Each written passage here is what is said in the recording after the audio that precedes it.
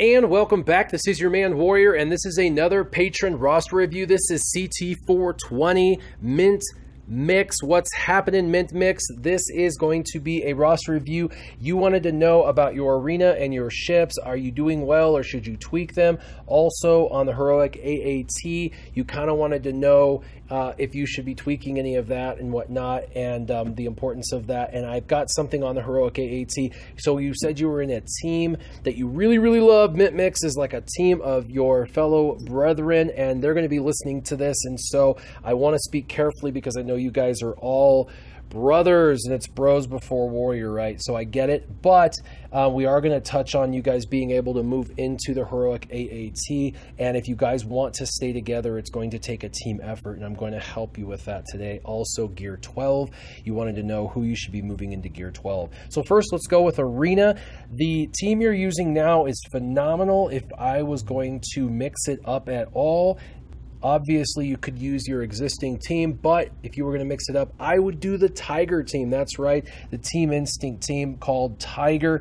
It does involve Commander Luke Skywalker as the lead, R2-D2, Thrawn, which are your top 3 characters, by the way, Ahsoka Tano Fulcrum, whom is your 5th most powerful character, and then Leia, who is in your 2nd row, and she's really close to being leveled up. So you do not need her Zeta on her at all, although you do need Ahsoka Tano Fulcrum's Zeta. So you definitely want to get a Zeta on Ahsoka Tano Fulcrum's Whirlwind when you get a chance. So if you're wanting to know what's the next Zeta, this would be a phenomenal Zeta if Arena is really important. I know you enjoy Arena, so this may be the way for you to go. So the way this Tiger team works is Commander Luke Skywalker is your lead. Of course, he's amazing. He can just continue to regenerate his health and protection, and he can debuff the opposing team, putting buff immunity down on key characters such as tanks. R2-D2 is there for durability, and he causes a stun, and he has a false taunt, so he's really quite amazing as well. And Grand Admiral Thrawn is there because he counters, so even though he's not a rebel, he will still continue to counter, which will then cause an ability block, which is great. Also, he can regenerate protection on himself and another, as well as Ahsoka Tano Fulcrum is able to do that as well on her basic. So with that said, you've got multiple characters regenerating health and protection constantly, and Ahsoka Tano Fulcrum's health steal causes her to gain a ton of health back. With Princess Leia being the only vulnerable one, she goes stealth, stays stealth the entire time, and it's very difficult for people to kill her. With her hitting 10 to 15k easily on her basic 2 to 3 times, she will chew through your opponents. Your speed order for this will be R2-D2 fastest, so he can put out his false taunt.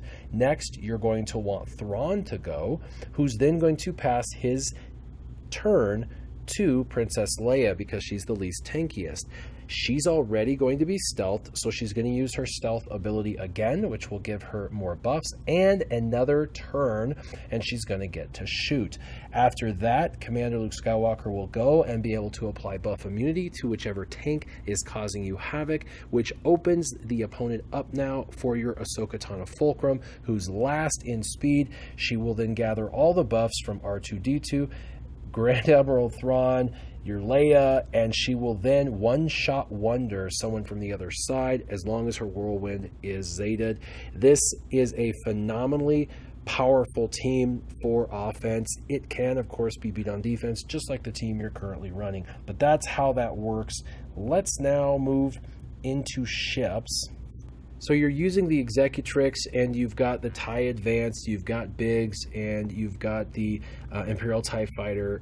What I would recommend, I know you have Slave 1 in there as well, and that's fine. What I would recommend is that you pull out Jedi Consular's ship and put in the Scimitar. The Scimitar for you is not totally maxed out, but he definitely will help with this whole team that you're trying to do.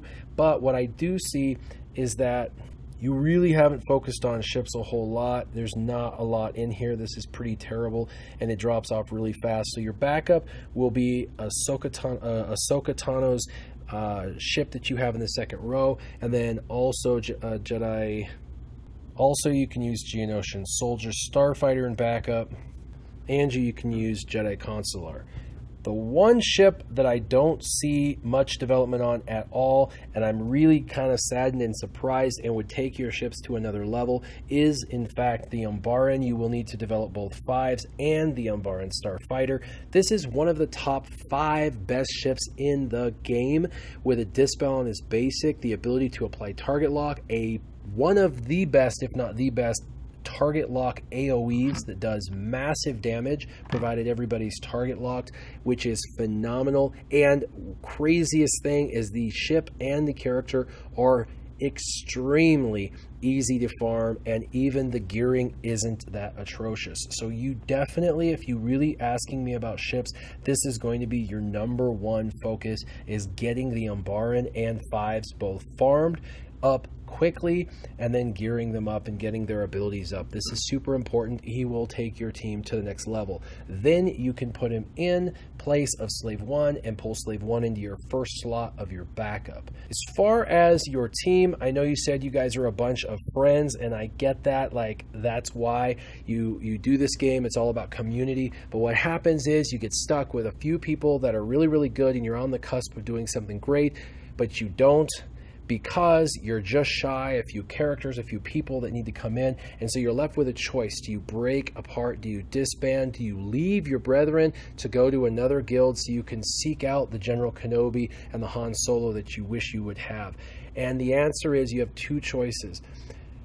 Make the selfish, independent choice to leave the guild and go where you can get what you want, and your friends, while they'll be saddened, will understand. If anything, they may even follow you to another guild where you guys can all successfully gain and acquire those characters you wish to acquire. The second thing you could do is you could stay together in this team and bring people in, working as a team, recruiting. Now, the best place, in my opinion, for recruiting is on Facebook. There is a group called Star Wars Galaxy of Heroes Guilds. It has over 6,000 people on it, and this is trying to pair people up with the guild and also trying to pair people up with who's looking for people. So if you're looking for people, or if people are looking for guilds, this is the place to go. You should be able to actively recruit also on the forums, but this should give you the ability to bring in some quality talent that can bring your guild from an okay guild to a great guild. Last thing you asked is Gear 12, and you're already gearing up a bunch of people to Gear 12, and you want to know who you should be doing, and it's really simple. Any team that's in territory battles that you're using, those characters, reinvest into those characters, because the more you reinvest in those characters, the further you'll get, the better you'll do, the more currency you'll get, the more Gear 12 you'll get from that currency, and then the cycle continues. So definitely reinvesting into those teams that is earning you that currency. Also your arena team. So just like you see with your arena team, you're putting them into Gear 12, so that's not a bad idea to keep them competitive. So CT420, I know you say you don't care about ships, but you're doing really well on ships, even with your lackluster efforts in farming those ships. You're doing phenomenal in arena, able to climb up every day. Mint Mix, you guys are cool. I love you guys, but definitely you guys need to consider to either all jump the bandwagon together to another better guild, or make your guild great, work as a team, create ownership, and everybody reach out and start trying to drag a few people in. All it takes is 5 or 10 more good characters, and next thing you know, you've got a great guild. So work on that as a team. As always, if you have any questions or if you have any suggestions for CT420, leave them in the comments down below, and keep your gaming on. Warrior out.